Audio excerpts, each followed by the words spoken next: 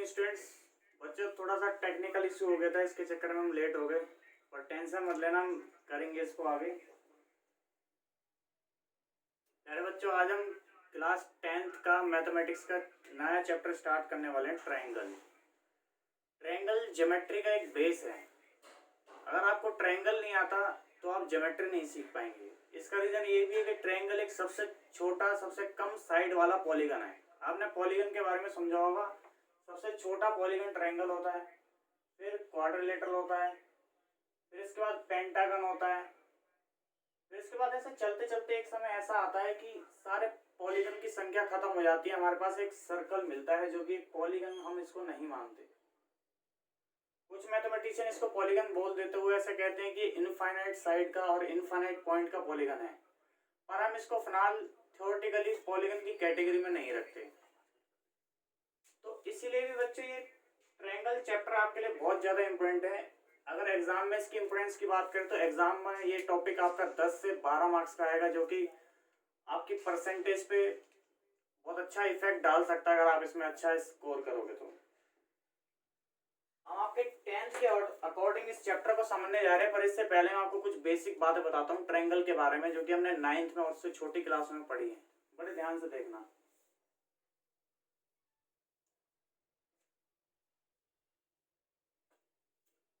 बच्चों ट्रायंगल की डेफिनेशन की बात करें तो मैंने यहाँ पे लिखा हुआ है, region bound by 3 sides with 3 points called triangle.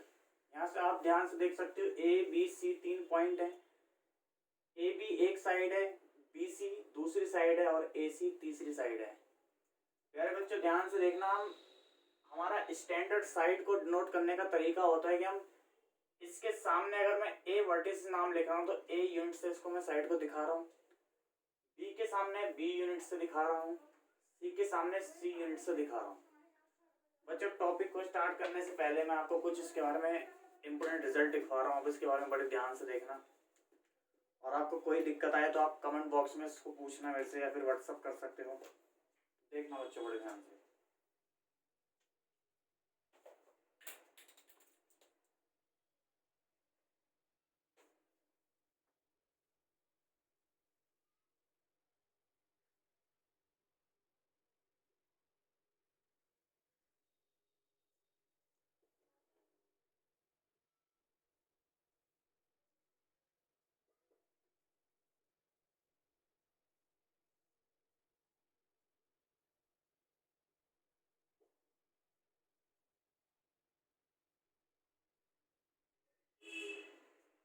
देखना बच्चों, ट्रायंगल के बारे में आपको कुछ बातें बता देता हूँ जो आपको पता होनी चाहिए।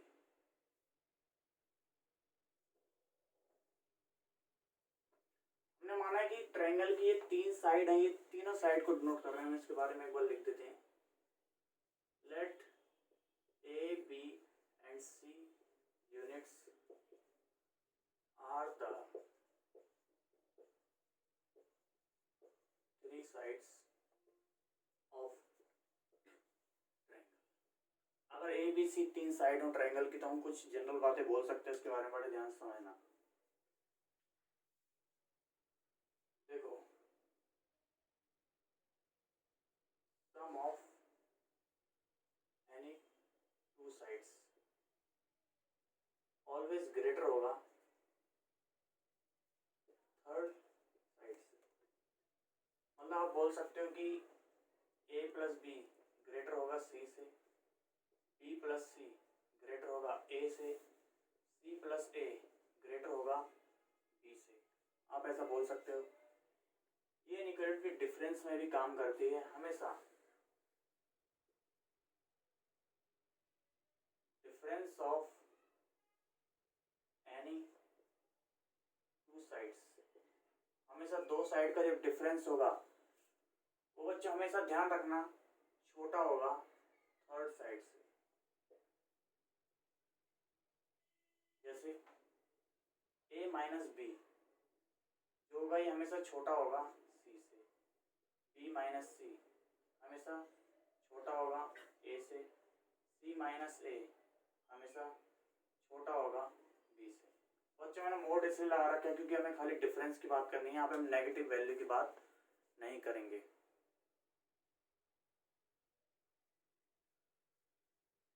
बच्चों हम इसके बारे में कुछ और बातें भी बोल सकते हैं, समझना पड़े ध्यान से।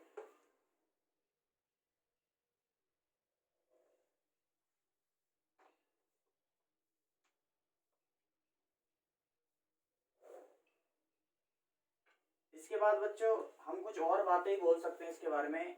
अगर हमें कोई भी दो साइड पता हो तो हम थर्ड साइड की रेंज के बारे में बात कर सकते हैं, ध्यान देना।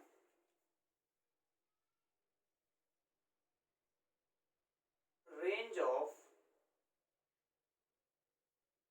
थर्ड साइड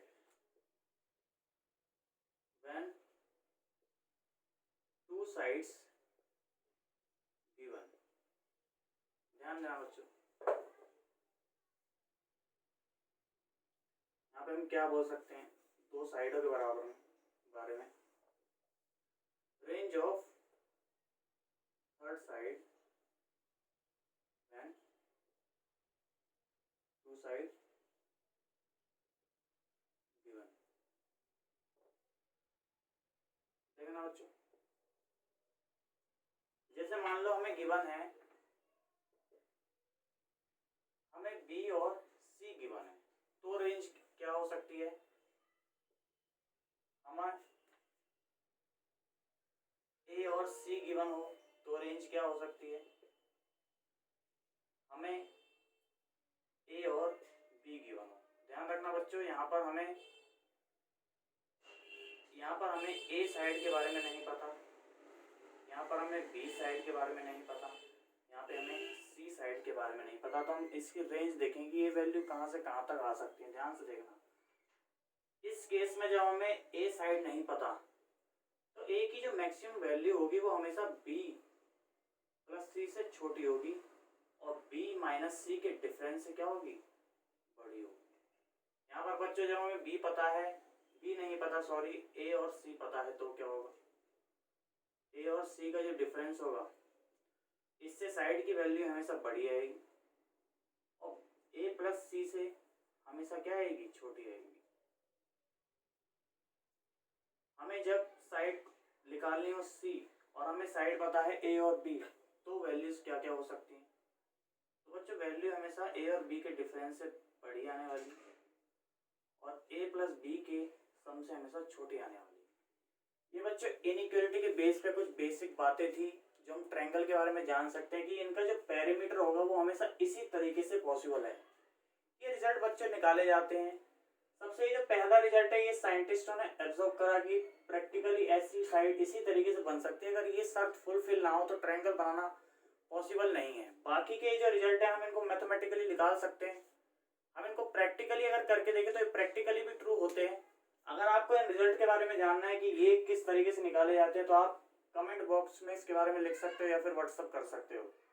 ये काफ़ी छोटी क्लासों की बातें इसलिए मैं इनको डायरेक्ट ही अभी एक बार इंट्रोड्यूस करवा रहा हूँ, आगे हम इसके बारे में ज़्यादा बात नहीं करेंगे। ठीक है, आप इसको एक बार कॉपी कर लेना।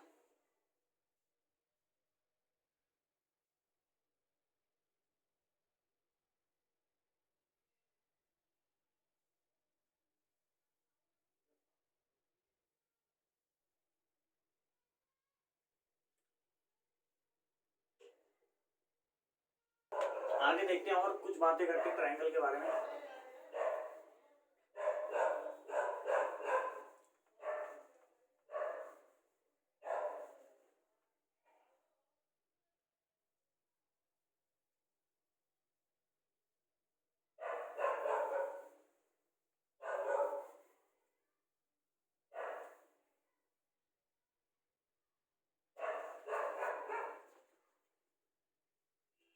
बच्चों आगे हम समझते हैं कि ट्रायंगल कितने टाइप के होते हैं। तो ध्यान देना, ट्रायंगल को हम दो तरीके से क्लासिफिकेशन कर सकते हैं, एक साइड्स के बेस पर और एक एंगल्स के बेस पर। देखना किस तरीके से हम साइड्स और एंगल के बेस पर क्लासिफिकेशन कर सकते हैं।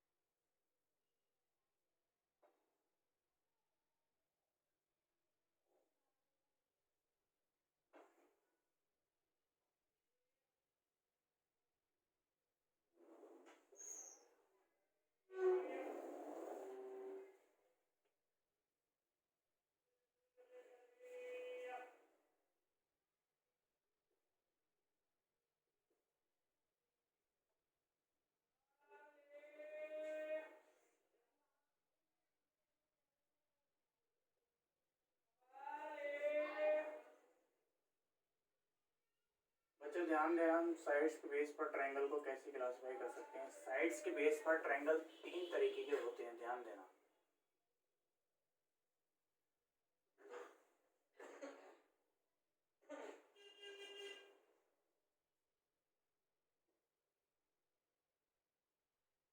बच्चों पहले ट्रायंगल का नाम है स्केलन ट्रायंगल।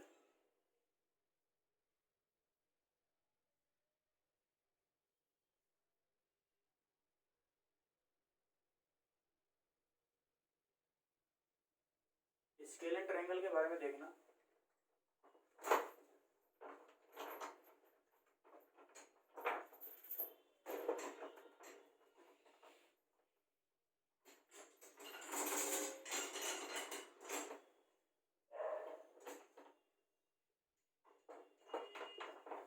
स्केलर ट्रायंगल ऐसा ट्रायंगल होगा जिसके अंदर तीनों साइडें बराबर नहीं होंगी।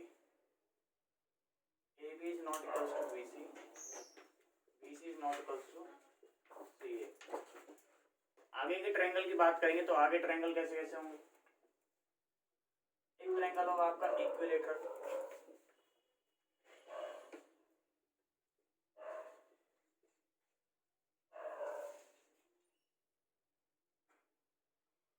इक्विलेटरल के अंदर आपकी AB, BC और CA ये तीनों साइड्स क्या होंगी, बराबर होंगी। इसके बाद बच्चों बात करेंगे आइसोसेलेस ट्रायंगल की।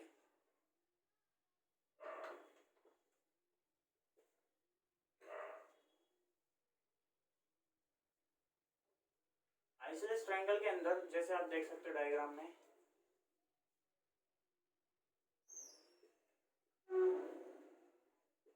ये और ये साइड बराबर होगी, ये वाली साइड बराबर नहीं होगी, ठीक है। तो AB और AC बराबर होंगे, BC बराबर नहीं होगी।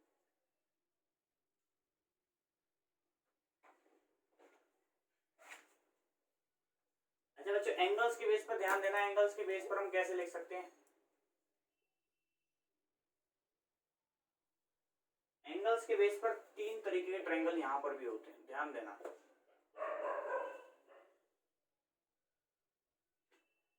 पहला ट्रायंगल बच्चों होता है राइट एंगल ट्रायंगल, ध्यान देना।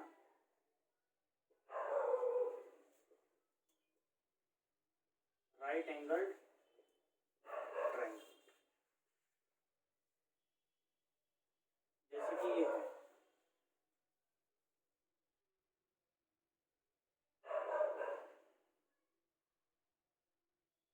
A B C, इसके अंदर ये जो एंगल B है ये 90 डिग्री है। बच्चों ध्यान देना, इस तरीके से हम राइट एंगल ट्रायंगल को दिखाते हैं। इसके बाद देखना यहाँ पर B जो है ये सबसे बड़ा एंगल है। इसके बाद ध्यान देना, मैंने इस तरीके से एक ट्रायंगल बनाया, ये A B और ये C। बच्चों B यहाँ पर भी सबसे बड़ा एंगल है, पर ये जो B है ये 90 से छोटा है, 90 डिग्री से कम है। इसके बाद ये राइट एंगल ट्रायंगल था, ये एक्यूट एंगल ट्रायंगल है।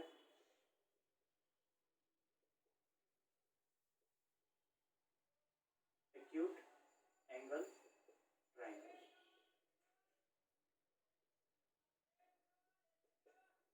और इसके बाद एक तीसरा ट्रायंगल होता है हमारे पास ऑब्ट्यूज एंगल, ऑब्ट्यूज एंगल।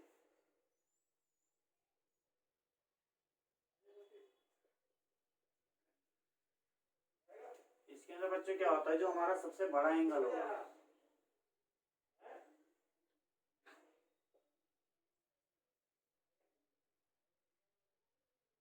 ये जो सबसे बड़ा एंगल होता है ये 90 से क्या होता है, बड़ा होता है। ध्यान देना, हमने सारे बड़े एंगलों की बात करी है। यहाँ पर जो सबसे बड़ा एंगल होगा ये 90 डिग्री होगा, यहाँ पर जो सबसे बड़ा एंगल होगा ये 90 डिग्री से कम होगा एक्यूट एंगल के केस में। यहाँ पर जो एंगल होगा ये 90 से क्या होगा, बड़ा होगा। बच्चों इसको अच्छी तरीके से कॉपी करो।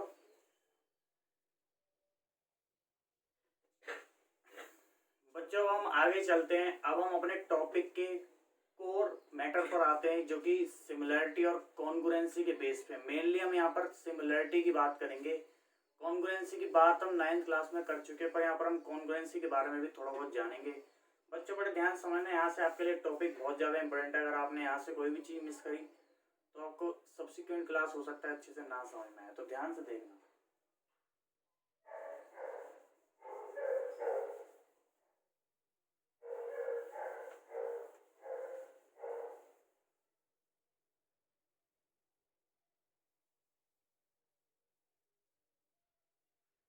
बच्चों सबसे पहले मैं कॉन्ग्रुएंसी के बारे में बताऊं कि हम दो चीज़ों को कॉन्ग्रुएंट कब बोलते हैं और उनमें किस तरह का रिलेशन होगा जब हम दो चीज़ों को कॉन्ग्रुएंट बोलेंगे। तो ध्यान देना, मैं आपके लिए अच्छे नोट्स तैयार कर रहा हूँ। आपको इसी तरीके से नोट्स बनाने या आपके आगे काम आने वाले हैं। तो ध्यान दोगे कॉन्ग्रुएंट्स का मतलब क्या होता है।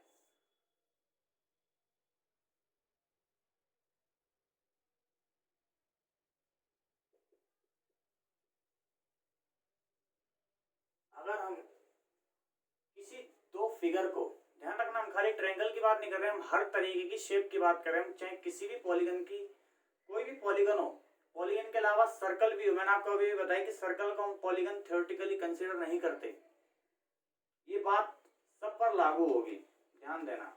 अगर कोई भी दो डायग्राम कॉन्ग्रुएंट है तो इसका मतलब क्या होगा, उनकी जो शेप होगी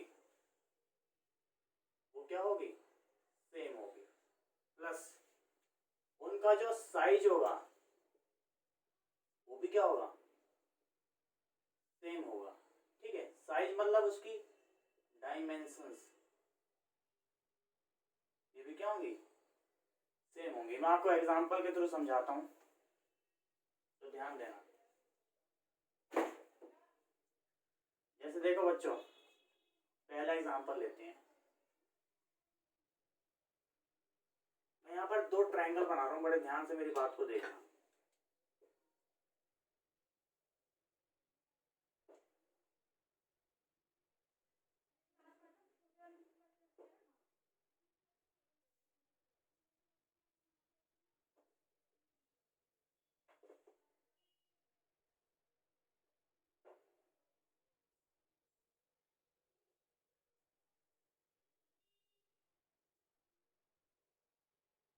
देखोगे इस वाले डायग्राम का मैं नाम लिखता हूँ ए बी सी।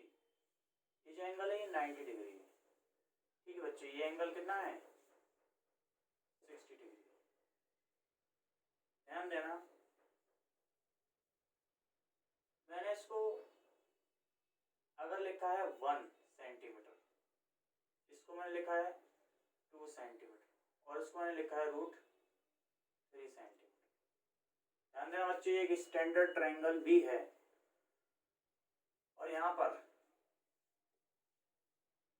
मैं इसके बारे में लिखने जा रहा हूँ P Q R। इस वाले एंगल के बारे में मैंने क्या लिखा है कि ये 60 डिग्री है।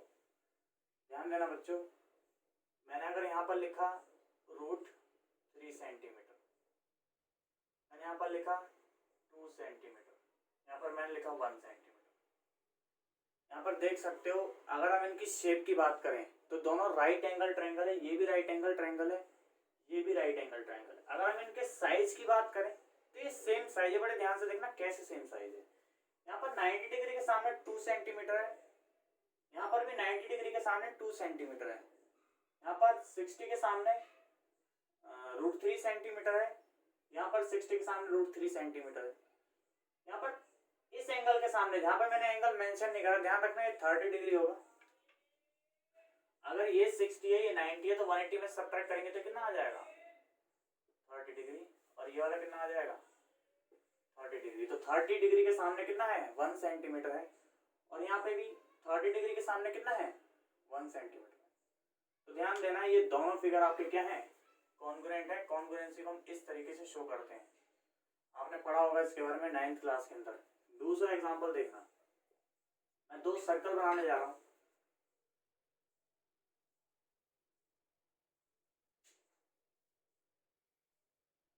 एक सर्कल मैंने ये बनाया, दूसरा सर्कल मैंने यहां पर बनाया। बच्चों ध्यान देना, इसका ये जो रेडियस है ये है आपका 3 सेंटीमीटर, और यहाँ पर जो रेडियस है ये भी कितना है 3 सेंटीमीटर। तो ये दोनों भी क्या होंगे कॉन्ग्रुएंट होंगे। आप बोलोगे ये दोनों तो बात तो एक ही हुई, आपने तो एक ही का डायग्राम बनाया। बच्चों अगर मैं एक ही डायग्राम दो बना दूं तो वो आपस में आइडेंटिकल ही होंगे। कॉन्ग्रुएंसी का मतलब होता है आइडेंटिकल ही होना। अगर कोई दो चीज उसकी ज्योमेट्रिकली शेप भी बराबर हो जा रही है, साइज बराबर हो जा रहा है, तो वो आइडेंटिकल ही है पहले से। आगे देखेंगे, जैसे मैंने एक स्क्वायर बनाया ए बी सी और ये डी, इसकी जो साइड है ईच ये है 4 सेंटीमीटर, ये भी क्या है 4 सेंटीमीटर, ये भी क्या है 4 सेंटीमीटर, ये भी 4 सेंटीमीटर। और मैंने एक और दूसरा स्क्वायर बनाया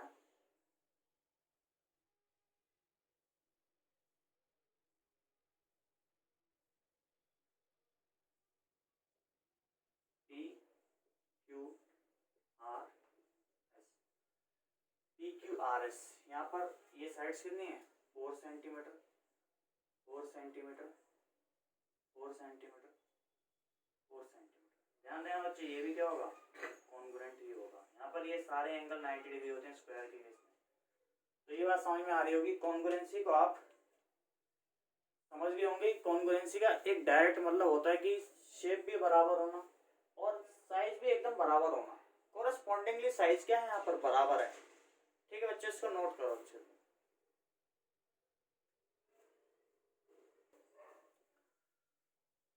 आगे देखना, आगे हम बात करते हैं कि दो डायग्राम को हम सिमिलर कब बोल सकते हैं, दो शेप को हम सिमिलर कब बोलेंगे। बड़े ध्यान से समझना।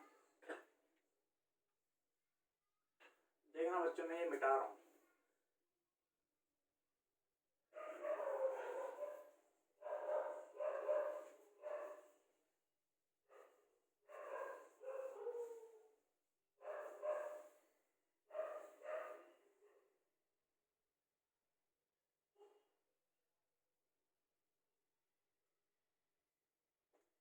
बड़े ध्यान से समझना, सिमिलर का मतलब हम कैसे समझेंगे।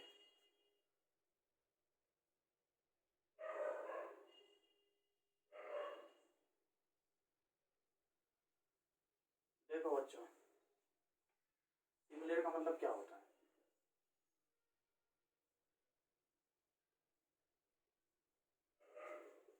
सिमिलर का मतलब होता है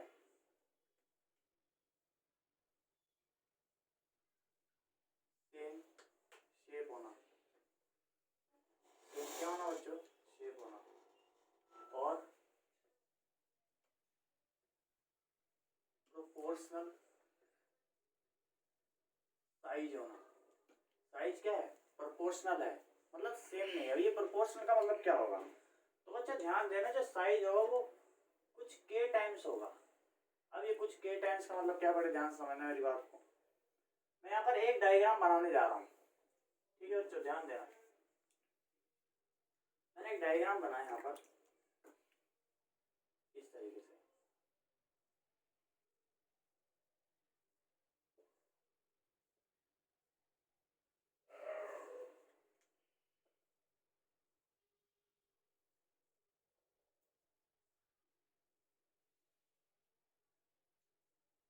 ए बी, ये होगा 90 डिग्री, ये 60 डिग्री और ये 30 होगा। बच्चे ध्यान देना, 60 के सामने यहाँ पे √3 लिखा हुआ है। 60 के सामने यहाँ पर मैं लिखा 3√3 सेंटीमीटर। इसके बाद देखना, 90 के सामने यहाँ पे 2 लिखा हुआ है, मैं 90 के सामने 6 लिख रहा हूँ, 6 सेंटीमीटर। 30 के सामने यहाँ पे 1 सेंटीमीटर लिखा है, यहाँ पर 30 के सामने 3 सेंटीमीटर लिखा है। अब बड़े ध्यान से मेरी बात को समझना। मैंने कुछ भी नहीं करा, मैंने क्या करा, इस √3 के साथ मल्टीप्लाई करा 3 को, तो है 3√3। ठीक है, 60 के सामने जो साइड थी और यहाँ पर जो 60 के सामने जो साइड थी उसकी मैंने 3 से मल्टीप्लाई करके ये साइड आई है। इसके बाद देखना, 90 के सामने जो साइड थी उसे मैंने 3 से मल्टीप्लाई कर दिया तो मेरे को ये साइड मिली। और बच्चों ध्यान देना, 30 के सामने जो साइड थी उसमें ही मैंने 3 से मल्टीप्लाई करा। तो आपको ये बात समझ में आ रही हो कि ये दोनों डायग्राम है तो सेम, यहाँ पर जो शेप है वो एक जैसी है, और यहाँ पर साइड जो है वो क्या है, प्रोपोर्शनल है।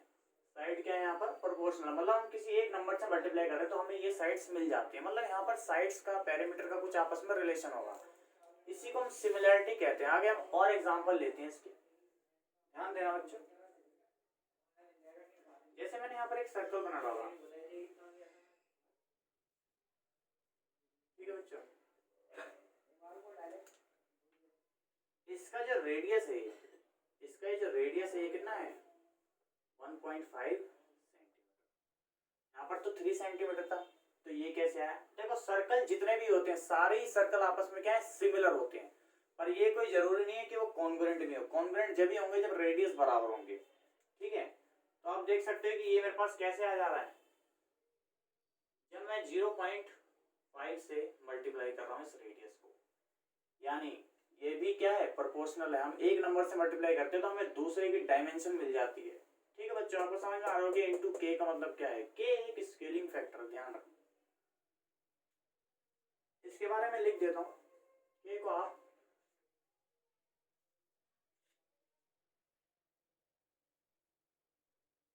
स्केलिंग फैक्टर बोल सकते हो। आगे देखेंगे, आगे मैंने एक सर्कल, एक स्क्वायर बनाया दोबारा से,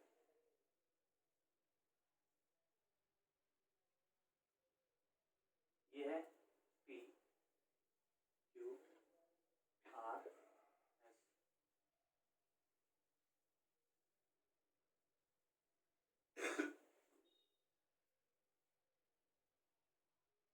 ये सारे 90 डिग्री होंगे क्योंकि ये स्क्वायर का केस है, एक क्वाड्रिलेटरल क्या है, एक स्क्वायर है।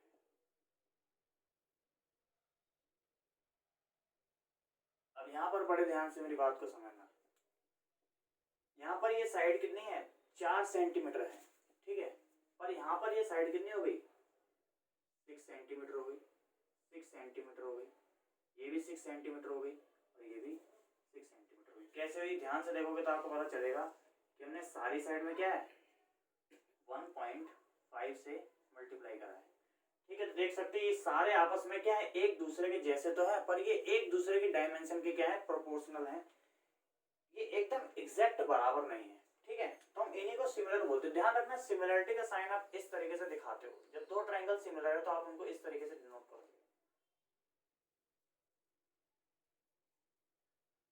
और हाँ, इनका नाम भी आप कोरस्पॉन्डिंगली लिखते हो, इसका मतलब मैं आपको बाद में बताऊंगा, अगर आप इसका नाम कोरस्पॉन्डिंगली नहीं लिखोगे, पॉइंट को सिस्टमेटिक सेट नहीं करोगे तो आपका क्वेश्चन गलत हो जाता है। आप इसको अच्छी तरीके से नोट करो, फिर हम एनसीईआरटी की पहली एक्सरसाइज पर आएंगे, हम उसको सॉल्व करेंगे और जानेंगे कि कितनी आसान एक्सरसाइज है। बच्चों आप जितने भी ऑनलाइन पढ़ रहे हो और या जो भी बच्चे ये यूट्यूब पे वीडियो देख रहा है, जो बच्चे फिलहाल ऑनलाइन पढ़ रहे हैं, क्या उनको कोई डाउट आ रहा है इसको समझने में कि सिमिलरिटी का मतलब क्या होता है और कॉन्ग्रुएंसी, इन दोनों में क्या डिफरेंस है? हम इस क्लास में सिमिलरिटी की ज्यादातर बात करने वाले हैं। आपको कोई दिक्कत है तो आप बता सकते हो।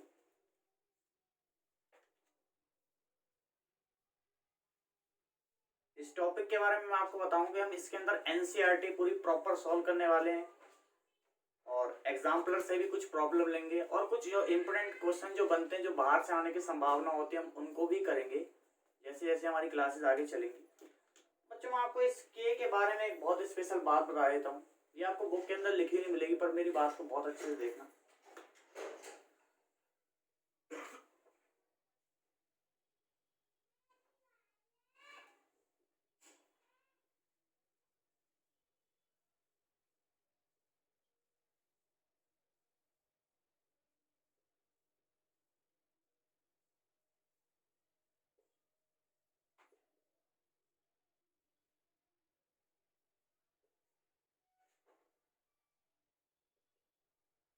बच्चों ध्यान देना, अगर आपको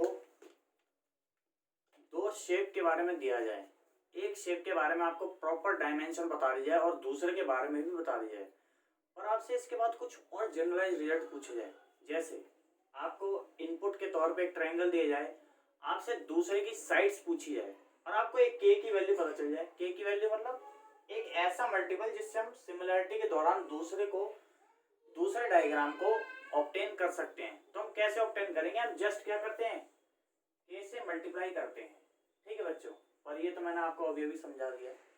और हम उसका कोरस्पॉन्डिंग जो सिमिलर जो शेप आ रही है हमारे पास, उसका एरिया कैसे निकाल सकते हैं, ध्यान देना। हम उसका एरिया जस्ट ऐसे निकाल सकते हैं, हम के स्क्वायर से मल्टीप्लाई कर देंगे बस। ठीक है बच्चों, वॉल्यूम कैसे निकाल सकते हैं, हम वॉल्यूम से निकालने के लिए के क्यूब से मल्टीप्लाई कर देंगे। ध्यान देना, यहाँ पे सिंगल यूनिट आ रही होगी, यहाँ पर यूनिट स्क्वायर आ रहा होगा, यहाँ पर यूनिट क्यूब आ रहा होगा। आप सोच रहे होंगे क्या एरिया और वॉल्यूम निकालना पॉसिबल है? हाँ पॉसिबल है, एरिया हम पढ़ेंगे भी, और वॉल्यूम के बारे में आपको पढ़ने के लिए नहीं मिलेगा, 10th लेवल पे ये पॉसिबल नहीं। ठीक है बच्चे, एक बार इसको अच्छी तरीके से नोट करो, देखो इसको, कुछ डाउट आता तो पूछो वरना हम आगे बढ़ते हैं।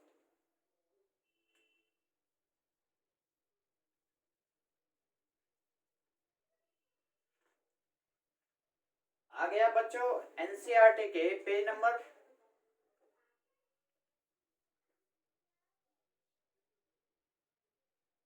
बंद हो गई।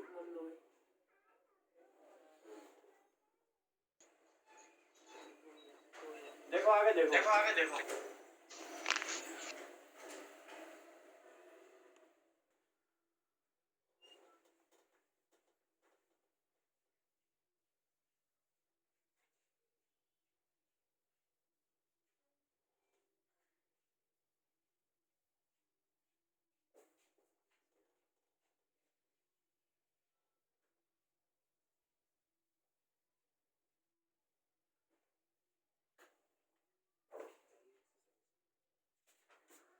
बच्चे देखेंगे एक्सरसाइज 6.1 कर रहे हैं हम।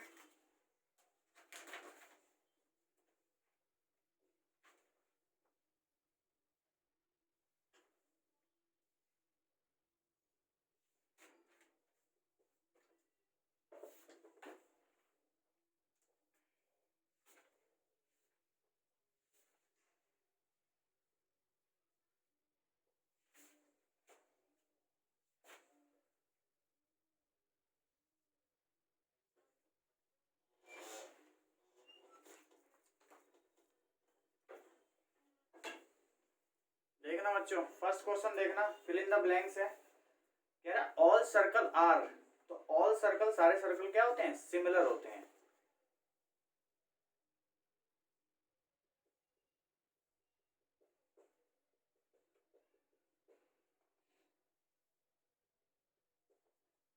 देखना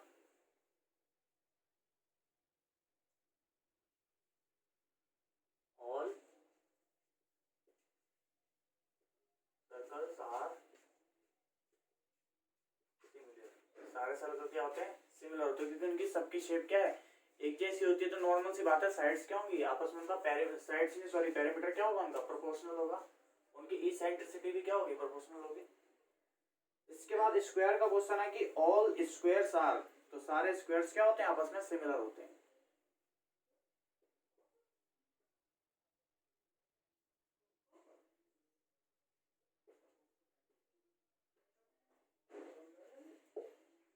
फिर इसके बाद बच्चों थर्ड क्वेश्चन दे रखा all dash triangles are similar, ये सारे ट्रायंगल्स क्या होते हैं, सिमिलर होते हैं। बच्चों देखना दो ऑप्शन दे रखे हैं, एक है आइसोलेस और एक है इक्विलेटरल, तो इसमें से सिमिलर कौन से होंगे, ध्यान देना। आइसोलेस ट्रायंगल जो होते हैं ये दो कैटेगरी, दो से ज्यादा कैटेगरी के भी हो सकते हैं, पर इक्विलेटरल ट्रायंगल जो होते हैं हमेशा क्या है, इनके तीनों एंगल 60 बनने वाले हैं, यानी कि सबकी जितने भी इक्विलेटरल ट्रायंगल हैं सबकी शेप क्या होगी, एक जैसी होगी, तो ये सारे क्या होंगे, सिमिलर होंगे। तो यहाँ पर होगा इक्विलेटरल। ठीक है बच्चों, इसके बाद फोर्थ ऑप्शन देखते हैं, fourth fill in the blanks देखते हैं। Two polygons of the same number of sides are similar if their corresponding angles are dash and B, their corresponding sides are dash. तो ध्यान देना, पहले ब्लैंक में क्या आएगा, आपका इक्वल आएगा, दूसरे में आएगा बच्चों आपका प्रोपोर्शनल।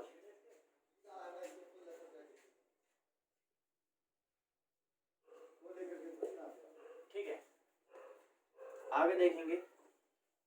इसके बाद सेकंड की बात करते हैं बच्चों। इसने बोला है कि गिव टू डिफरेंट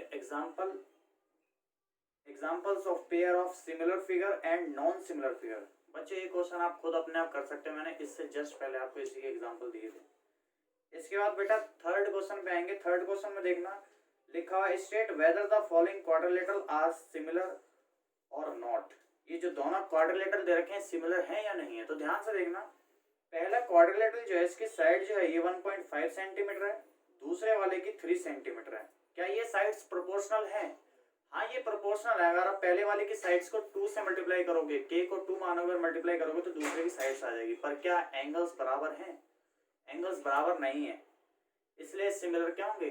नहीं होंगे। यहाँ पे आप नॉट लिख सकते हो।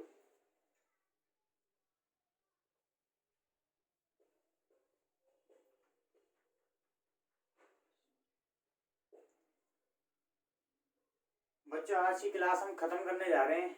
मैं उम्मीद कर रहा हूँ आपको ये सारे क्वेश्चंस समझ में आएंगे और इससे पहले जो हमने कॉन्सेप्ट डिस्कस करे आपको बहुत अच्छी तरीके से आए होंगे। अगर आपको समझ में नहीं आए हैं तो आप एक कमेंट बॉक्स में लिख सकते हो या फिर आप हमारे व्हाट्सएप नंबर पे अपने डाउट भेज सकते हो कि हमें कौन सी लाइन समझ में नहीं आती या आपको कॉन्ग्रुएंसी और सिमिलरिटी के अंदर क्लैरिटी नहीं आई है, तो आप ये भी लिख के भेज सकते हो। इसके बाद हम अगली क्लास में अपना थेल्स थ्योरम के ऊपर काम करेंगे। इसी टाइम कल 4 बजे दोबारा क्लास होगी। धन्यवाद।